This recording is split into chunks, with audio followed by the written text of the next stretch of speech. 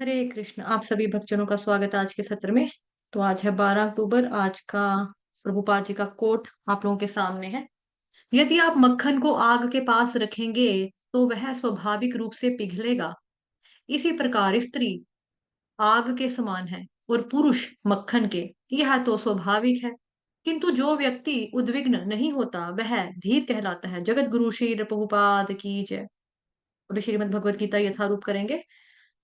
श्रीमद् भगवद गीता यथारूप की जय। अध्याय 4 श्लोक संख्या 35।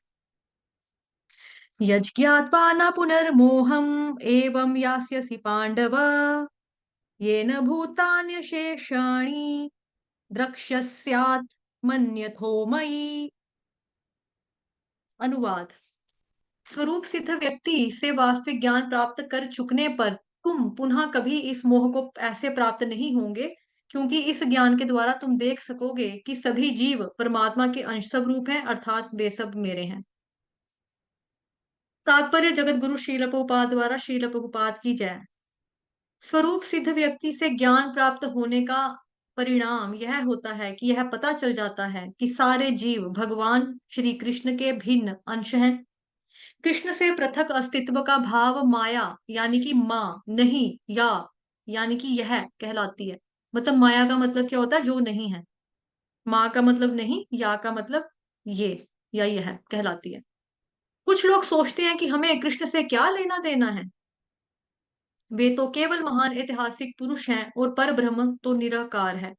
वस्तुतः जैसा कि श्रीमद् भगवद गीता में कहा गया है कि यह निराकार ब्रह्म कृष्ण का व्यक्तिगत तेज है। कृष्ण भगवान के रूप में प्रत्येक वस्तु के कारण है।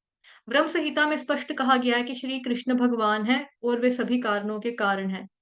यहाँ तक कि लाखों अवतार उनके विभिन्न विस्तार ही हैं। इसी प्रकार सारे जीव श्री कृष्ण के भी अंश हैं।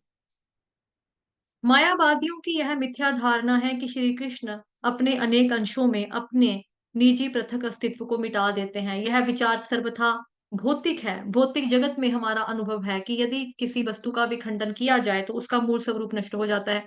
किंतु मायावादी यह नहीं समझ पाते कि परम का अर्थ है एक ही एक, और एक मिलकर एक ही होता है, और एक में से एक घटाने पर भी एक बचता है। पर ब्रह्म का यही स्वरूप है।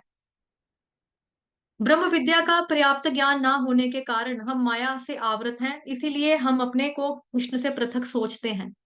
यद्यपि हम कृष्ण के भिन्न अंश हैं, किंतु तो भी हम उनसे भिन्न नहीं हैं। जीवों का शारीरिक अंतर माया है अथवा वास्तविक सत्य नहीं है। हम सभी कृष्ण को प्रसन्न करने के निमित्त हैं। केवल माया के कारण ही अर्जुन ने सोचा कि उनके स्वजनों से उनका क्षणिक शारीरिक संबंध कृष्ण के शाश्वत आध्यात्मिक संबंधों से अधिक महत्वपूर्ण है। श्रीमद् भगवद गीता का संपूर्ण उपदेश इसी ओर लक्षित करता है कि कृष्ण का नित्य दास होने के कारण जीव उनसे पृथक नहीं हो सकता। कृष्ण को अपने से अलग मानना ही माया कहलाती है। पर ब्रह्म के भिन्न अंश के रूप में जीवों को एक विशिष्ट उद्देश्य पूरा करना होता है। उस उद्देश्य को भुलाने के कारण ही वे अनादिकाल से मानव पशु देवता आदि देहों में स्थित हैं। ऐसे शारीरिक अंतर भगवान की दिव्य सेवा के विस्मरण से जनित है। किंतु जब भी कोई कृष्ण भावनामृत के माध्यम से दिव्य सेवा में लग जाता है तो वे इस माया से तुरंत मुक्त हो जाता है। ऐसा ज्ञान केवल प्रमाणिक गुरु से ही प्राप्त हो सकता है, और इस तरह से वह इस भ्रम को दूर कर सकता है कि जीव कृष्ण के तुल्य है। पूर्ण ज्ञान तो यह है कि परमात्मा कृष्ण समस्त जीवों के परम आश्रय हैं, और इस आश्रय को त्याग देने पर जीव माया द्वारा मोहित होते हैं, क्योंकि वे अपने अस्तित्व पृथक समझते हैं और इस तरह से विभिन्न भौतिक पहचानों के मानदंडों के अंतर्गत वे श्री कृष्ण को भूल जाते हैं। किंतु जब ऐसे मोहग्रस्त जीव कृष्ण भावनामृत में स्थित होते हैं तो ऐसा समझा जाता है कि वे मुक्ति पथ पर हैं, जिसकी पुष्टि श्रीमद् भागवतम महापुराण के दूसरे स्कंद के 10वें अध्याय के 6ठे श्लोक में की गई है। मुक्तिर हत वान्य यथा रूपम स्वरूपेण व्यवस्थिति ही। मुक्ति का अर्थ है कृष्ण के नित्यदास रूप में यानी कि कृष्ण भावनामृत में अपनी स्वाभाविक स्थिति पर होना। हरे कृष्ण।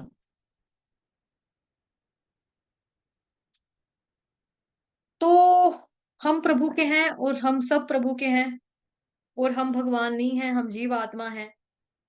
ठीक है। तो मोह भला जो होता है वो कहाँ से आता है? कारण ये है कि चीजों को भगवान से पृथक देख रहे होते हैं, भगवान जी से अलग देख रहे होते हैं, तब हमें क्रोध आता है। तो ऐसा कैसे हो गया? ऐसा भला कैसे बोल दिया किसी ने या उसने?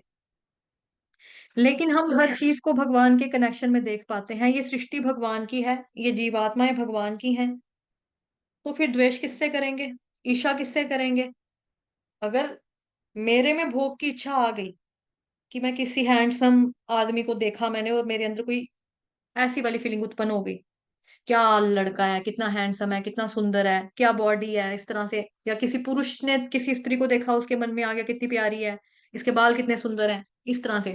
तो क्या चीज़ है कि कोई किसी लड़की को आकर्षित होता है, कोई किसी लड़के की तरफ आकर्षित होता है, कोई देखकर बोले हाओ, वाओ!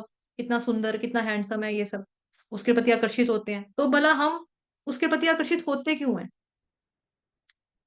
रीज़न बीइंग ये होता है कि हम चाहते हैं कि हम उसे एन्जॉय करें। लेकिन मैं जब उस व्यक्ति को देखती हूँ कि वास्तव में ये तो व्यक्ति जो है ये कृष्ण भगवान जी का सेवक है, दास है, कृष्ण भगवान का ये बेसिकली, तो जो काम वासना उसमें इवेपोरेट होती है, वो टूट जाती है। किसी के प्रति अगर मैं बहुत क्रोधित हूँ, लेकिन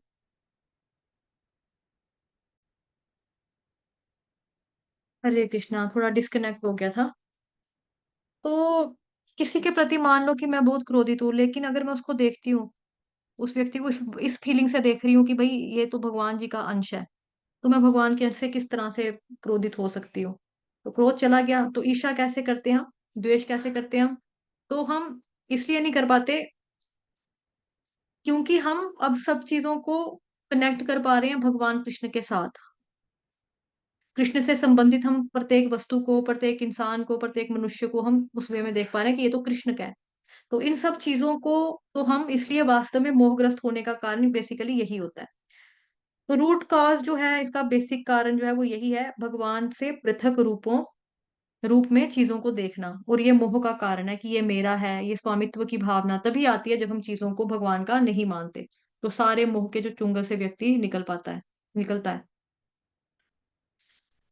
इस दिव्य ज्ञान के द्वारा जो कि उसने तत्वदर्शी से प्राप्त किया, जैसा कि हमने कल के श्लोक में देखा था ना, कि प्रमाणिक गुरु की शरण में जाना, उनसे जिज्ञासा करनी, विनीत भाव से प्रश्न पूछने, है ना? और ज्ञान प्राप्त करना, ये हमने कल पढ़ा था।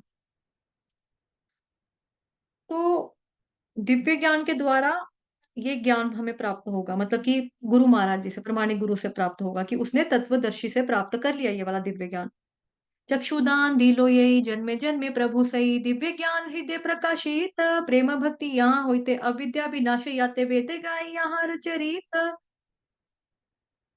तो जो कि उसने तत्वदर्शी से प्राप्त किया, जिसकी वजह से उसे उसकी जितनी भी दुविधाएँ थी, कन्फ्यूज़न थी, जो उसके मनोभाव हैं, स्वामित्व भाव है, अहंकार से जो दूषित भाव हैं, वो शुद्ध हो जाते हैं फिर, हो पाते हैं।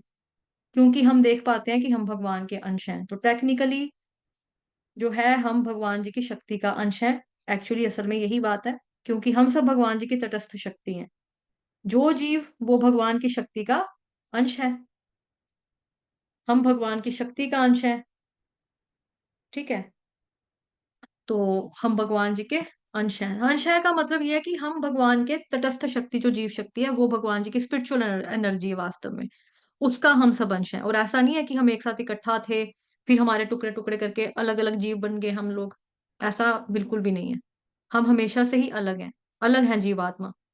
तो वास्तव में बेसिकली तो इस तरह से हम भगवान के हैं। नॉट दैट कि हम भगवान से मतलब चिप आउट हुए हैं। मतलब पहले भगवान के अंश थे कि भगवान जी का कोई नाखून टूट गया, उससे हम पैदा हो गए, भगवान जी के बाल झड़ गए, हाथ के कोई बाजू के बाल होते हैं ना, हाथ बाजू के बाल, उसके उससे हम पैदा हो गए। ऐसा नहीं, हम पृथक ही हैं, उनसे अलग हैं। पर हम भगवान के ही हैं, लेकिन हम भगवान नहीं हैं। उन्हीं की शक्ति का हम लोग अंश हैं वास्तव में। जैसे कि अग्नि होती है, अग्नि की जो चिंगारियाँ होती हैं, है ना? जो अग्नि होती है, अग्नि की जो चिंगारियाँ होती हैं, जो चिंगारी होती है वो अग्नि का हिस्सा है, अग्नि का ही अंश है। लेकिन चिंगारी आग तो नहीं होती ना। तो जो आग की बड़ी-बड़ी लपटें होती हैं, वो भी अग्नि का ही अंश होती हैं। लेकिन ये सब आ कहाँ से रही हैं? अग्नि से ही आ रही हैं। तो उसी प्रकार से जो बड़ी-बड़ी लपटें हैं बेसिकली वो क्या हैं? भगवान जी के अवतार हैं। ठीक है? और जो छोटी-छोटी चिंगारियाँ वो जीवात्मा जो धुआँ-सा निकलता है, वो धुआँ कहाँ से निकल रहा है? अग्नि से निकल रहा है। धुआँ है, जो चिंगारियाँ हैं वो उनको ढक सकता है विशेष रूप से, लेकिन जो चिंगारी जो कि भगवान जी से दूर जा रही है, उसको ढक देता है। लेकिन जो चिंगारी भगवान के यानी अग्नि के पास रहती है, उसको नहीं ढकता धुआँ। उसी प्रकार से जो भगवान जी के नज़दीक रहते हैं, उसको धुआँ नहीं ढकता।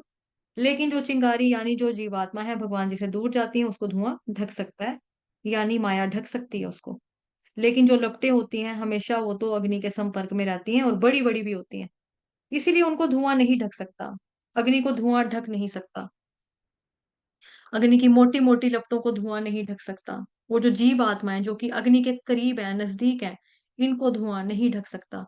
लेकिन जो जीव आत्माएँ दूर जा रही होती है ना, इस अग्नि से, उसको धुआँ ढक सकता है। इसी प्रकार से ना हम हर चीज़ को भगवान के अंश के रूप में देख पाते हैं, ना हम तो फिर हमें तब मोह नहीं होता।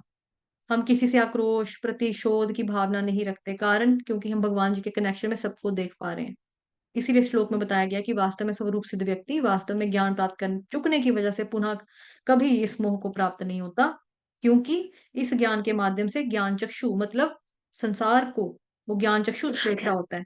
इसीलिए संसार उसको बांधता नहीं है। चरम चक्षु यानी कि आईज से अगर हम देखेंगे हम दुनिया को, तो हम दुनिया में बंध जाएँगे जगत के अंदर। लेकिन ज्ञान चक्षु से अगर हम देखेंगे, तो ज्ञान चक्षु से हम बंधेंगे नहीं। तो चरम चक्षु से ही नहीं देखना है दुनिया को, हमें देखना है तो ज्ञान चक्षु से हमें देखना चाहिए। आज के लिए इतना ही। हरे कृष्ण। वाञ्छाकल्पतरुभ्यश्च कृपा सिन्धुभयेव च पतितनां पावनेभ्यो वैष्णवेभ्यो नमो नमः। अनंत कोटि वैष्णव वृंद की जय। जगत गुरु श्रील प्रभुपाद की जय। ग्रंथराज श्रीमद् भागवतम महापुराण की जय। श्रीमद् भगवद गीता यथारूप की जय। हरे कृष्ण।